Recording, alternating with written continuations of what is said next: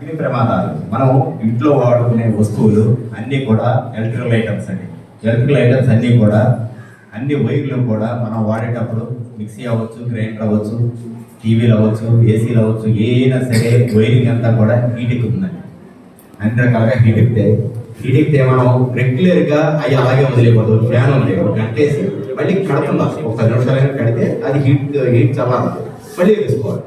అవి కాకుండా అలాగే మీరు ఇంటి తాళాలు వేసి బయటికి వెళ్ళినప్పుడు లోన స్విచ్లు ఎంసీబీలు ఆఫ్ చేసి వెళ్ళాలి. గ్యాస్ ఉంటే కానీ గ్యాస్ ఉంటుంది కాబట్టి గ్యాస్ కూడా కట్ చేసుకుని గ్యాస్ కూడా ఆఫ్ చేసి గ్యాస్ స్విచ్ కూడా ఆఫ్ చేసి రెగ్యులేటర్ ఆఫ్ చేసి వెళ్ళాలి. ఏదైనా ఇన్ కేసు ఫైర్ జరిగింది, ఫైర్ అయిందంటే first aid fire fighting equipment అని చెప్పేసి CO2 ఎక్స్టింగ్విషర్ ఉంటుంది.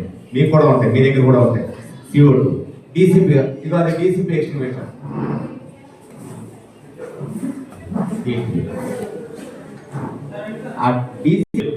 అందువల్ల ఇది పనిచేయదు.